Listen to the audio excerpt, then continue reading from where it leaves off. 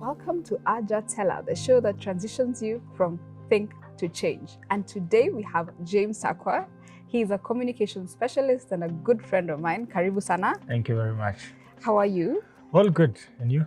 Very well, thank you. Great. Thank you for joining us. Thank you for the invite. Today we'll be talking about finding your voice. And your voice is not your audible voice, but your authentic self. And my friend James will be helping us through that discussion. So the first question that I want to ask you, and we'll direct it on the issue of finding your self-awareness or developing self-awareness.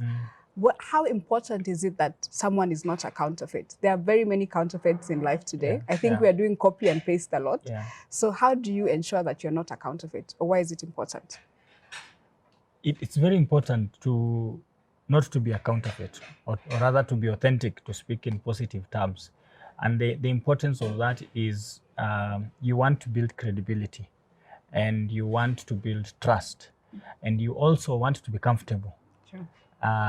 Now, when you present the true self of who you are, you have no doubt. You know the way they say that people who are not honest must have a good memory. True. The same way. So if as a professional or whatever field one has chosen, you present an image of who you are not, there's trouble ahead, and it is not going to take long. But you want to be comfortable with what you present. You want to be comfortable with the conversations you're having. You want to be comfortable with the potential and opportunities that you're attracting. Because if I present myself as an expert in field A, B, or C, and then you trust me with an initiative, you trust me with a project, and truth is that is not my authentic self, then question becomes, what happens at the delivery stage? Sure. That is why now you find we end up cutting so many corners, or we end up creating so many links, because I presented what I am not. So I have to find someone to fill the gap. There's a hole I created, I have to find someone, I have to find another person. Then the chain becomes longer, the quality becomes a problem.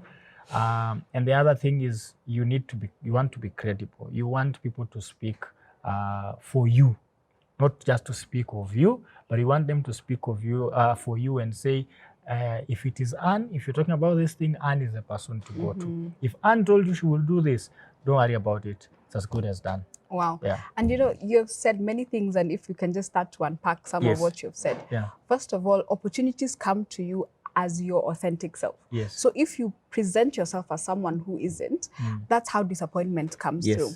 Yes. Because there are many people who say they can do something and they're not able to do it. And when that happens, you end up disappointing people or underperforming. Yeah. So one of the reasons for underperformance in life is when you present yourself as someone that you're not. Exactly. And I've also gotten the fact that sometimes when you copy and paste, you know, as social media and different things push us to do now, then you miss some opportunities as well, because there are things that come to you only because, you know, you're authentic. Yeah. So my next question is, how do you then go through the journey of finding your authentic voice? How do you then go and say, from today onwards, I'm going to be me and I'm not pretending anymore? So what does it take mentally and psychologically as well? Number one, you have to be comfortable with the things you will not like about yourself. Wow. That is it's most important in my view, because the things that we would like about ourselves, we know them. People tell us all the time, and they are not an issue anymore. What is the deal breaker is the things you will not like about yourself. And you begin to ask the question of, if there was one thing I would change about myself, or the image that I am, the reputation, the brand that I am, what would that be? Wow. Then the next question becomes, is it something I can change? Yes. What do I need to do? Or is this something I can change? No. So how do I adjust and reorganize myself around who I am and leverage on what the best that I am? Then once you've agreed with yourself on the things that you don't like about yourself, then you know, this is what I can do and this is what I can't do. I usually say that confession is protection. When you confess who you are protecting yourself from whom you're not.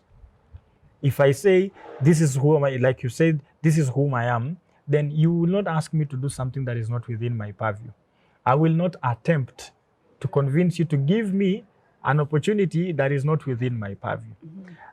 Then when you're talking about self-awareness, you also, the way corporates would go through the entire process of SWOT analysis and all that, brand identity and things that like those.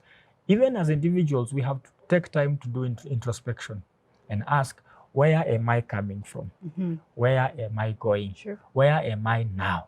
What do I need to do now to get to where I am going? Now, wherever it is that I am coming from, what are the pitfalls, what are the mistakes I have made? What are the challenges I have faced? What are the opportunities I have lost? What did I do wrong that got me to that place? What opportunities did I miss because of this and the other? So then you're beginning to ask yourself, what excites me? And there are 3 questions I'll just put out there for anyone who's just trying to think of how to find, because when you talk about your voice, I look at it, other words that I would use to talk about the voice would be something like one's identity or brand, would be one's purpose, would be one's passion, would be one's mission. Commission as one's well. commission. Yeah. So then you begin to ask yourself, if you're finding it, it's number one, what are the things, the few things that really, really excite you? Wow. You're waking up to this thing, whatever time of the night, you do not wonder, you do not, you automatically you have energy. The second question is what are the things that you don't struggle? Wow. You do it with simplicity. It's not a simple thing, but when you're doing it, you think you find it easy. Some people find it technical, but you find it's very, yes, it's a lot of work, but it gives you, it's simple for you to go through. Then the third question that one would be asking is, what things upset you when you look at the surrounding, when you look at society, when you look at community, when you look at your background, what things upset you, what things trouble your mind, what things keep you up? And if you are given every possible resource, infinite resources, what is the one problem you'll deal with? Wow. If you had all the time there is in the world and you're told, solve just one problem, Bill Gates will devote every resource he has to you. Deal with just, what is this one thing you will do? Someone else will say, I will go to the arid and semi-arid areas and teach the pastoralists there how best to do this. That is the why. The question is the why. And then Simon Sinek talks about it and says, begin with the why. So why am I here? Why am I doing what I'm doing? And those 3 questions are the ones I will ask. One would want to ask themselves if they are trying to find their purpose. And you've said so many good things. And one of the things that I take is that developing your personal brand, as you have mentioned, it's your brand, it's your voice, it's your commission, it's the reason that you go through what you do, and it's your space. And we'll talk about personal branding in other episodes, but one of the things that a brand creates is boundaries. So when you're finding your voice, you're creating a boundary to say, for me, I can do this and I can't do this. Because when you develop your brand, what you're saying is that I will be able to go this far, but there are places I won't go. There are ways I can't dress. There are friends that I can't have. There are things I can do, and there are things that I can't do. There are drinks that I can't drink anymore because of my personal brand. So when you're developing your voice, you're also developing your brand. And that leads us to create boundaries. So if anybody oversteps that boundary, you are able to say, you know what, this one, unfortunately, I can't do. And that's one of the things that I'm pushing forward.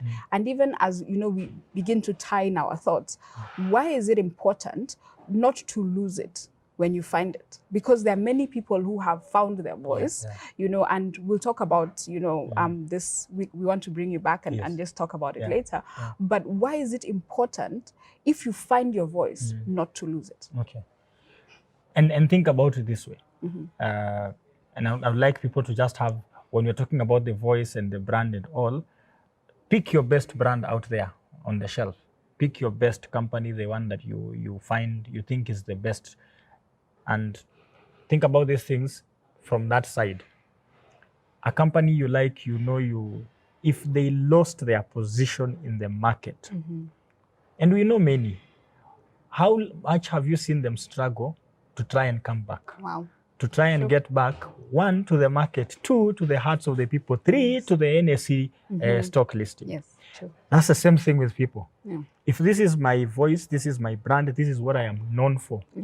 If I lose it, remember, and talking of people, human beings are social beings, and they interact. Our currency is interaction.